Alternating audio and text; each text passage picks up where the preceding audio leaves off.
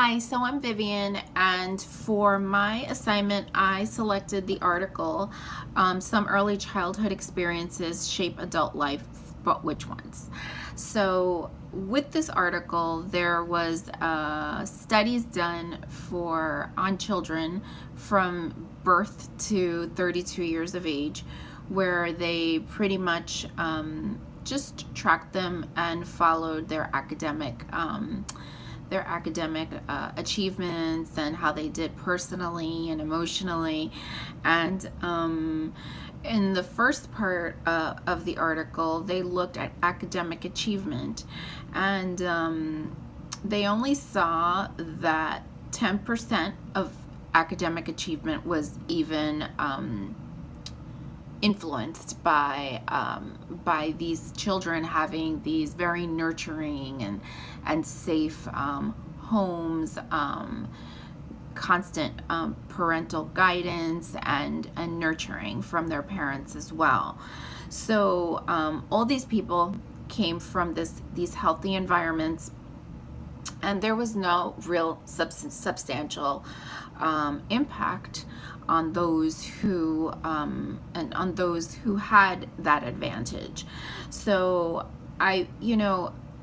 this kind of just really goes to show that an individual's opportunities isn't really based on that.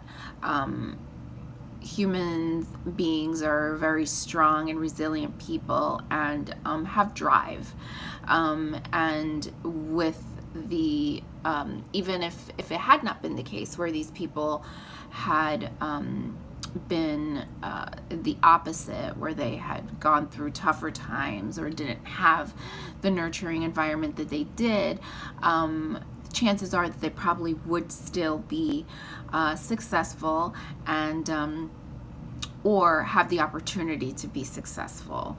More importantly, an individual's opportunities really do get influenced by financial status, surroundings, and how safe they feel. These experiences play a bigger role in educational achievements, because those that are able to get tutoring when they need it, those that are able to go to a better school, that have access to better books, all these things are important.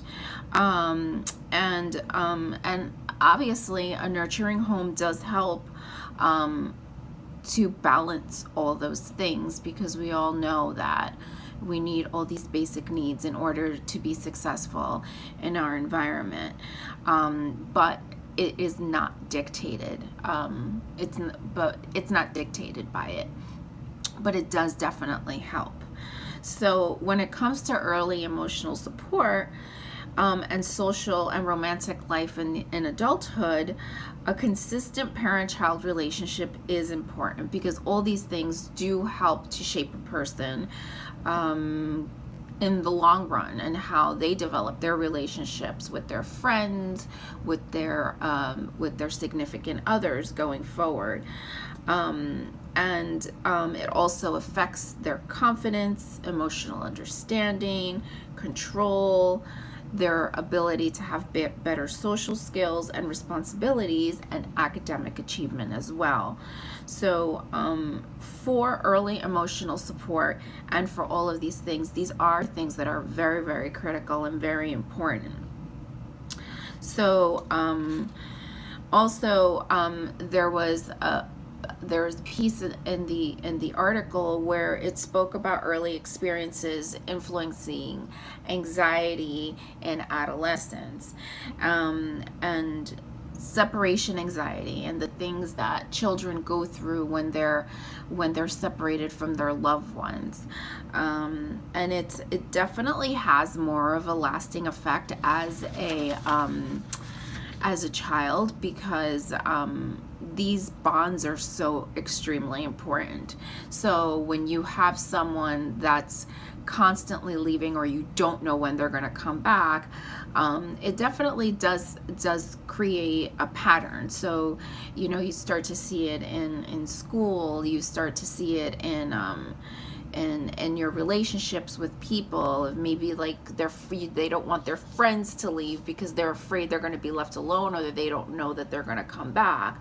But at the end of the day, whether they're caregiver, the main person who is giving the nurturing to that person, whether it's their biological mother or whether it's a foster mother, or grandmother, that person is that child's home base. So these relationships are preset and they matter, and they create these expectations and how accessible they're going to be to those people, and the role those people are going to play in their lives. So these bonds shape relationships for sure. This is something that's extremely important, and that are, at least at the very basic level, shape friendships and romantic relationships down the road. So it was a great article to read because it did point out some things that kind of gave you some idea as to how important it is for these relationships to be strong.